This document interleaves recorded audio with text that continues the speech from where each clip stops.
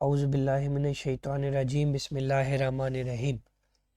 आज मैं जो आपको पढ़ाने लगा हूँ ये बहुत ही इंपॉर्टेंट एमसीक्यूज़ हैं, तो ये आपने ज़रूर देखने हैं। इससे मिलते जुलते एमसीक्यूज़ 2022 में यूनिट नंबर 13 में से आ सकते हैं, या यही आ सकता है या इससे मिलते जुलते आ सकते हैं, तो आपने ज़रा गौर करना है।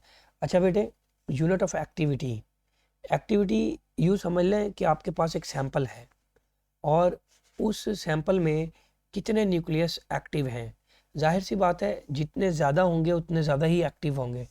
तो एक्टिविटी बुनियादी तौर पे इसका दूसरा नाम जो है वो डीके रेट है, और इसका एक और नाम है डिसइंटीग्रेशन रेट। डिसइंटीग्रेशन का मतलब ये होता है कि एक न्यूक्लियस जो है वो रेडियो एक्टिविटी कर बैठा है या कर रहा है, तो डिसइंटीग्रेट हो रहा है या डिके हो रहा है, एक ही बात है ये। तो अगर हम देखें तो हेनरी बैकरल के नाम पर इसका यूनिट रखा गया है। अगर एक न्यूक्लियस जो है 1 सेकंड में डिके होगा तो हम कहेंगे कि 1 बैकरल वैल्यू है।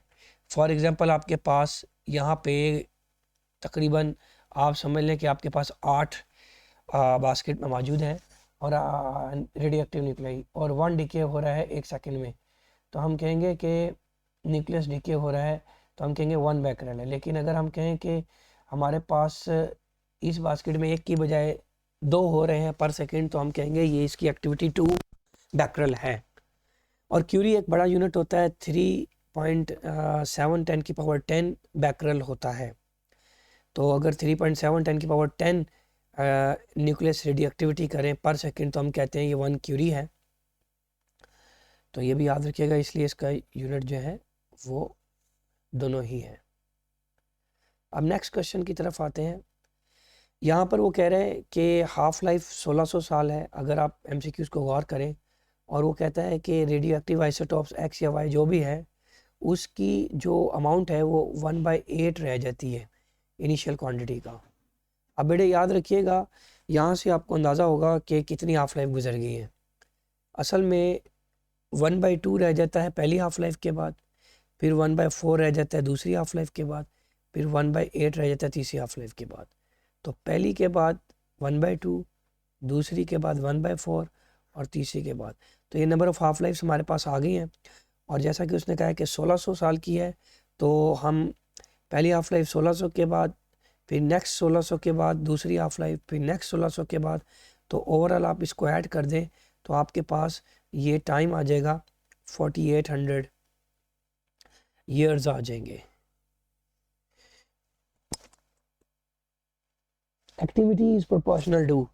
अच्छा याद रखिएगा, एक्टिविटी जो होती है या डिके रेट जो होता है या डिसइंटीग्रेशन रेट जो होता है बेटे, वो बेसिकली अनडिकेड न्यूक्लियाई पर डिपेंड करता है। या यूँ समझ लें कि आपके पास एक बास्केट है, उस बास्केट में अगर आपके पास 6 हैं और इस बास्केट में फ़र्ज़ कर लें 5 6 7 8 9 10 11 12, तो हम कहेंगे कि इस बास्केट जो है इसका नाम मैं वाई रख देता हूँ और इसका नाम मैं एक्स रख देता हूँ।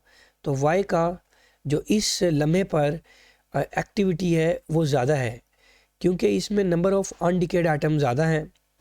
और हम ये भी कह सकते हैं पेरेंट न्यूक्लियाई, तो सी की जगह कभी कभी ऑप्शन में पेरेंट न्यूक्लियस भी लिखा होगा, तो हम कहेंगे ये सी हमारा आंसर है। अब रेडियो एक्टिविटी कौन सा प्रोसेस होता है, एक तो ये रिवर्स नहीं हो सकता, तो ये बात याद रखें कि इसको बैकवर्ड मूवमेंट नहीं मिलता। दूसरा, ये हमेशा स्पॉन्टेनियस प्रोसेस होता है, ये खुद ब खुद होता है, बाहर टेम्परेचर प्रेशर वगैरह पर ये डिपेंड नहीं करता। और ये सेल्फ डिसइंटीग्रेशन प्रोसेस है, तो बेटे इसका answer all of the above है। अच्छा, अब एक और अहम क्वेश्चन की तरफ आए। अगर एक अल्फ़ा निकले और 2 बीटा निकले, आमतौर पे एंटी टेस्ट में अगर आपको बीटा का कहा गया और मेंशन नहीं किया गया तो आप नेगेटिव बीटा समझें। अब आपको क्लासरूम में भी बताया था और वैसे मेरे यूट्यूब के लेक्चर पर भी मौजूद है। एक अल्फ़ा निकलता है तो हमें पता है कि जब एक अल्फ़ा निकलता है तो मैस नंबर में 4 की कमी आती है और जो एटॉमिक नंबर है उसमें 2 की कमी आती है। लेकिन अगर बीटा की बात करें, बीटा चाहे पॉजिटिव निकले चाहे नेगेटिव, तो मैस नंबर में फ़र्क नहीं आता। तो हम कहेंगे कि फ़िलहाल जो ऑप्शन गिवन है वो मैथ्स के हवाले से गिवन है, तो हम कहेंगे मैथ्स नंबर 4 डिक्रीज़ हो जाता है। अब मैथ्स नंबर रिड्यूसेस बाय 4, तो ये ऑप्शन हमारी ठीक है, ये सी। ये जो बाय 1 है ये असल में डी ऑप्शन से, ये डी ऑप्शन से इधर आ गया, तो ये डी ऑप्शन के साथ लगा हुआ है, तो हमारा आंसर है by 4, maths number decreases by 4। Next question में ये थोड़ा सा इंपॉर्टेंट क्वेश्चन है कि वो कहता है 100 डिसइंटीग्रेशन पर सेकंड था। अब बेटे 100 डिसइंटीग्रेशन पर सेकंड को आप बैकरल भी कह सकते हैं कि 100 बैकरल था। डिके रेट दिया हुआ है, ये डिसइंटीग्रेशन रेट दिया हुआ है। अब वो कहता है कि रेट ऑफ डिके 2 सेकंड के बाद। एक बात याद रखें, हाफ लाइफ आपको दी हुई है 1 सेकंड, तो इसका मतलब पहली हाफ लाइफ तो इसकी आ जाएगी 1 सेकंड के बाद, फिर दूसरी हाफ लाइफ आएगी 2 सेकंड के बाद, तो हम इस नतीजे पर पहुंचेंगे कि 2 हाफ लाइफें गुजर जाएंगी। अब जब पहली हाफ लाइफ थी तो उस वक्त तो 100% मौजूद था एन नॉट, अभी पहली हाफ लाइफ आई नहीं थी बल्कि उससे पहले, लेकिन जैसी पहली हाफ लाइफ आ गई तो एन नॉट बाई 2 रह गया और दूसरी के बाद एन नॉट बाई 4 रह गया।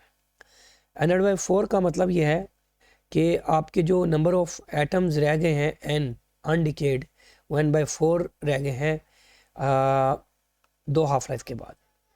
तो ये रिड्यूस हो जाएगी कितने तक? अगर हमारे पास 100 बैकरल था तो 100 बैकरल तो शुरू में था टाइम 0 पे, ठीक हो गया जब टाइम 0 था, लेकिन पहली के बाद वो जो है एन नॉट बाई 2 रह गया और 50 बैकरल रह गया, और फिर एन नॉट बाई 4 तो ये 25 बैकरल रह गया या 25 डिसइंटीग्रेशन पर सेकंड रह गया। तो यहाँ से आप याद करते जाएं, डिके रेट के बारे में काफ़ी सवालात पूछे जा सकते हैं। काफ़ी से मतलब ये नहीं होता कि एक ही एंट्री टेस्ट में आपसे काफ़ी पूछे जाएंगे, एक क्वेश्चन भी आ जाए तो हम कहते हैं कि बस उस टॉपिक की अहमियत बढ़ गई है। अच्छा, the activity of radio active sample, याद रखिएगा एक्टिविटी जो है वो डिक्रीज करती है एक्सपोनेंशियली, उसकी वजह एक होती है, असल में ये हमारा डेल्टा ऑप्शन दुरुस्त है। वो कैसे होता है? जो एक्टिविटी या डिके रेट या डिसइंटीग्रेशन रेट होता है उसका डायरेक्ट ताल्लुक, एक्टिविटी को फ़र्ज कर ले मैं ए से ज़ाहिर कर देता हूँ, इसका डायरेक्ट ताल्लुक होता है एन के साथ, लेकिन एन डिक्रीज़ होता है एक्सपोनेंशियली, तो फिर हम कहते हैं एक्टिविटी ए हमारी डिक्रीज़ होती है एक्सपोनेंशियली। ए के तमाम फार्मूले मैं यहाँ पे लिख देता हूँ। ए का फार्मूला यहाँ पे delta N by delta T होता है, और ए बराबर होता है लैम्डा एन के, और एन जो होता है वो बराबर होता है एन नॉट ई की पावर माइनस लैम्डा टी। अब जो बच्चे क्लासरूम में भी जानते हैं और मैंने यूट्यूब लेक्चर पर भी बताया है कि इस फंक्शन को हम कहते हैं एक्सपोनेंशियल फंक्शन, क्योंकि एन वक्त के साथ साथ कम होता है एक्सपोनेंशियली, तो एक्टिविटी भी कम होती है, लैम्डा कांस्टेंट रहता है। हाफ लाइफ ऑफ सैंपल 2 घंटे है और इसमें बी की 1 घंटे है। अब वो कहता है कि जब 2 घंटे गुजर जाएंगे तो आप बताइए कितने एटम की कितनी रेशो रह जाएगी। फिर भी सवाल पर दोबारा गौर कर लें। टोटल टाइम, वो कहता है कि टोटल टाइम जब दो घंटे गुजरेगा तो ए और बी सैंपल की रेशो कितनी रह जाएगी।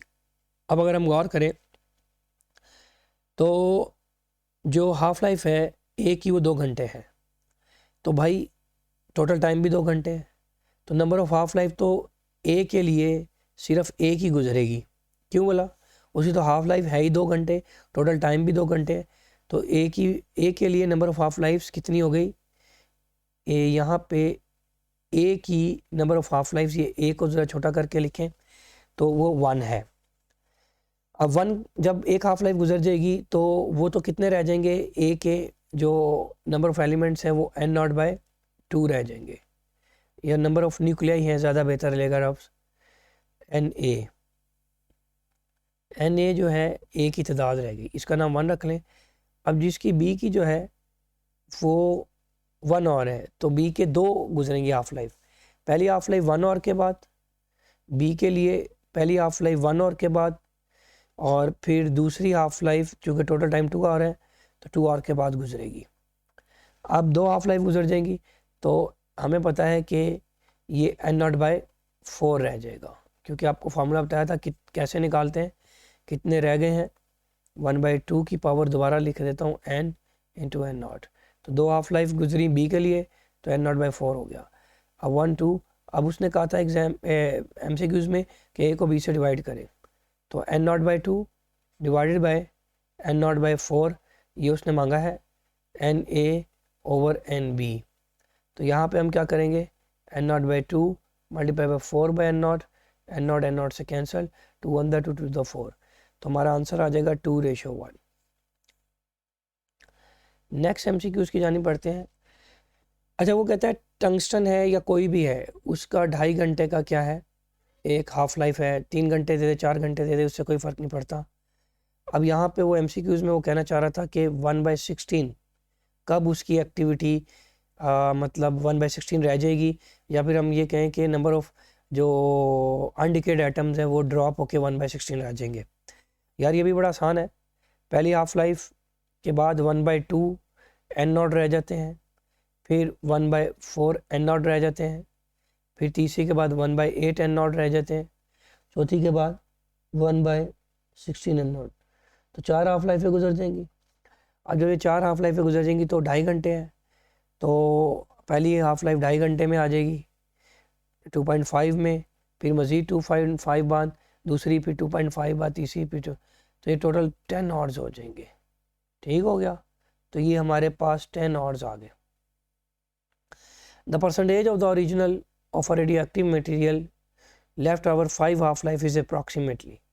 यार बात सिंपल है कि कितनी रह जाएगी, बाकी रह जाएगी। अब याद रखें, इसमें पहली हाफ लाइफ के बाद 50% रह जाते हैं, फिर 25% रह जाते हैं, फिर तकरीबन 12.5% रह जाते हैं, फिर तकरीबन 6.25% रह जाते हैं चौथी के बाद, और फिर पाँचवीं के बाद 3.12 समझ लें, तो मतलब 3% रह जाते हैं। क्योंकि हाफ लाइफ की तारीफ ही होती है कि आधे डिके हो जाते हैं। तो पहली हाफ लाइफ में फिर से सुन लें 50, फिर दूसरी में 25, फिर तीसरी में 12.5, चौथी में 6 और पाँचवीं में ये, तो तकरीबन हमारा आंसर 3% आ जाएगा। अच्छा, नेक्स्ट क्वेश्चन की तरफ बढ़ते हैं। In the half life period of a radio active substance 0.693 what is decay constant. अच्छा याद रखें, हाफ लाइफ दिया वो डिके कांस्टेंट मांग सकता है, डिके कांस्टेंट देके हाफ लाइफ मांग सकता है। जब भी ऐसा सवाल होगा तो वो इस तरह सॉल्व होगा कि इन दोनों का प्रोडक्ट जो है वो 0.693 होता है। ये बेसिकली यूट्यूब लेक्चर पर तो मैंने दिया है कि ये कैलकुलस से सॉल्व होता है, आप लेक्चर भी देख सकते हैं। अभी मैं यूनिट नंबर 13 को ही जो है यूट्यूब पर अपलोड कर रहा हूँ।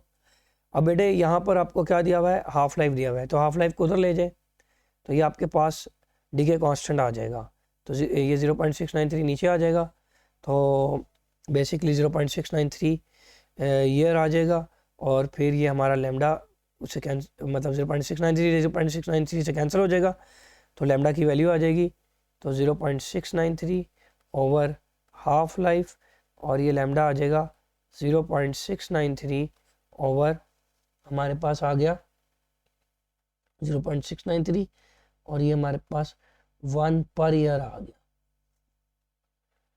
Decay constant.